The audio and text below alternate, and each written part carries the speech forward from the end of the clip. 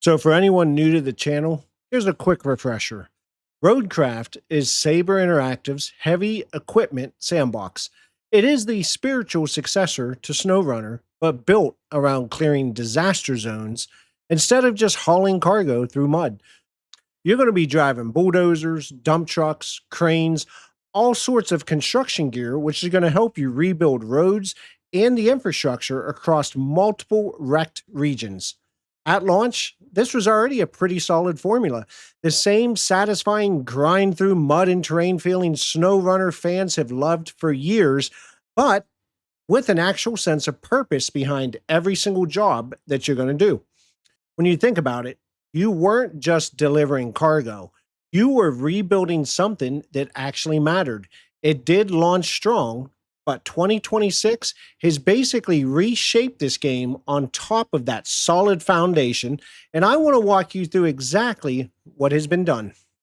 Welcome back, everyone. I am F5 Dad. It is that time of the morning where I'm playing games or making my videos when the family sleep and work is non-existent. This is going to be my time, and let's go ahead and talk about some Roadcraft. So when you think about the Reclaim expansion, it is the biggest update yet. The headline change this year was that exact expansion, and it is easily the biggest content drop Roadcraft has had. 2 brand new maps, Autumn Collapse and Summer Drought, each with their own environmental storytelling built right into the name itself. You're not just clearing generic rubble anymore. You're going to be working through regions that feel like they have an actual disaster backstory baked into the terrain itself. The expansion also brought 7 new vehicles, including some pretty heavy-hitting additions to the roster, plus something the community has been asking for since launch: real demolition and salvage gameplay. Being able to actually tear a structure down instead of just working around it will change the whole feel of a mission. It's not a small tweak. It's a brand new gameplay pillar bolted onto the existing loop, and honestly, it does make the older maps feel a little incomplete by comparison now that you know what is truly possible. I do want to spend a little more time on the demolition piece specifically because it's the one addition that actually changes how you're going to approach a mission rather than just adding more content to do. One thing to understand, it's not a free-for-all where you can just smash whatever's in your way. Specific buildings will get marked for demolition, and when you bring in the demolition ball and take them down, you're actually going to gain resources from that wreckage. So it's not just a new way to clear a path, it's a new resource loop layered into the existing gameplay. So before Reclaim, you were mostly working around obstacles on the map. Now, there's an actual incentive to seek out marked structures and work them into your route, because that demolition run is going to pay you back in materials that you will eventually need anyway.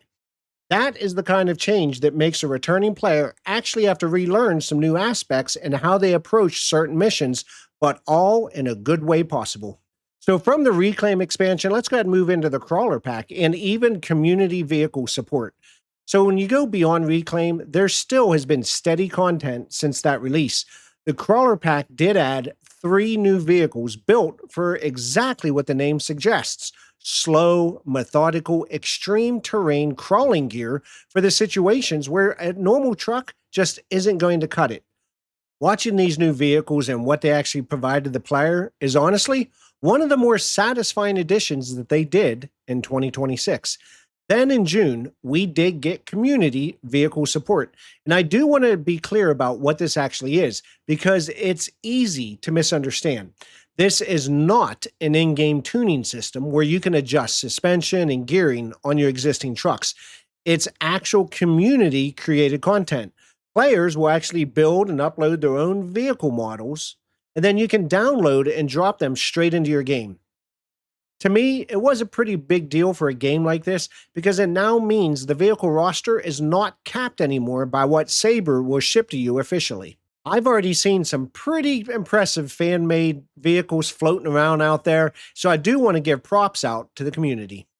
As we continue to think about the expansions, there were a lot of quality of life changes that came along with it. A few smaller changes I do want to call out, and they did come bundled with Reclaim, but honestly, they don't simply get talked about enough, but they matter just as much for the day to day enjoyment when you're playing Roadcraft. There was an improved save system, which honestly should have been there from day one for a game built around long, methodical missions. I mean, everybody knows nothing worse than losing real progress because of a rough autosave interval. They also provided updated sound and visual effects across the game, which you will notice immediately just from how the engines now sound under a full load. They also made changes to how the trees and the low vegetation will render within the game, which, yes, does sound minor until you're actually navigating dense terrain and realize how much cleaner the world looks now compared to launch, and how much easier it actually is going to be able to spot a path that you're trying to carve within the game itself. As with many of my reviews, let's do a quick comparison, and this time let's compare it to SnowRunner, since a lot of you probably came to this from SnowRunner itself. Roadcraft still has that same core fight the terrain satisfaction, but with 2026's changes, it's really diverging kind of into its own identity rather than feeling like a reskin that sometimes many games will do. SnowRunner is about the journey, getting cargo from point A to point B against the environment. Roadcraft, especially now with demolition and salvage in the mix, it is about transformation. You're actually going to change the world state around you, not just simply pass through. If you loved SnowRunner but felt like maybe you've seen everything Roadcraft had to offer, nearly a year ago, to be honest, I truly feel this is generally worth revisiting with a fresh set of eyes. Same as always, guys, let's go ahead and talk about the honest gripe. So let me go ahead and be straight. The expansion by expansion structure means the cost of the complete Roadcraft experience does keep climbing every few months. And if you have stepped away for a while, catching back up means buying multiple expansions just to see the current state of the game. It's not as aggressive as some of the DLC situations I've recently covered on this channel, but it is a real pattern worth knowing about before you dive back in. Check to see what's actually included before assuming a sale price is going to get you everything that you need. The other honest note I do want to talk about, with this much added content coming at you this fast, there are going to be a few rough edges when you think about the game. Some of the newer heavy vehicles still feel a little floaty or uneven terrain compared to the tightly tuned classics from launch. And with community vehicle support being so new, although I did see some great vehicles, it is pretty inconsistent right now. For every impressive fan-made vehicle I found, there's been a couple that kind of clip through the terrain or handle pretty strange, is all I'm going to say. Nothing game-breaking, just worth knowing going in that it's still a very early feature trying to find its footing within the game. Let's go ahead and talk about what's coming next, because Roadcraft isn't a game that's slowing down. Expansion 3 is teased for this autumn, and the bigger story might be the licensed vehicle partnerships. JCB and Volvo have both been mentioned as upcoming collaborations. If that holds, that is a real step up in production credibility for the game, putting actual recognizable construction brands into the vehicle roster instead of generic equivalents. Worth keeping an eye on if you're deciding whether to jump back in now or waiting for that next wave of content. If you've played Roadcraft at launch and bounced off it, 2026 has been a pretty good time to kind of come back into the game. The Reclaim expansion alone adds enough new maps, new mechanics, real demolition gameplay to make it feel like a meaningful, different game. Not just more of the same content that you typically see. Add in community vehicle support and the promise of licensed partnerships on the possible horizon. And this is a title that's clearly still growing rather than just coasting along. Just be cautious. You may need to budget for the expansion cost going in. Expect a couple rough edges on the newest vehicles and community content, and you're going to be set. This is still one of the strongest entries in my Saturday rotations, and 2026 has only made that case stronger and stronger.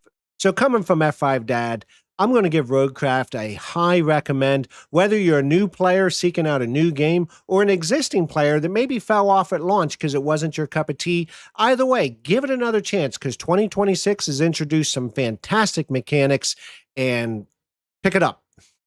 I do want to thank everyone who made it to the end of the video. Do me a favor, guys. Subscribe, ring the bell, only because I am trying to grow this channel. I'm trying to get myself to 1,000 subscribers. So tell all your friends, your aunt, your uncle. Again, any type of help is greatly appreciated. Also, every Tuesday and Saturday, I do provide honest verdicts of just games that I've played, and, I'm hoping that other people might enjoy. And also, down in the comments, tell me, are you diving back in just for Reclaim? Maybe you just diving back in after a while. I try and read every single comment. I will reply back if possible. And with that, guys, hit F5, reset, reload. I am F5 Dad. I'll see you on the next video.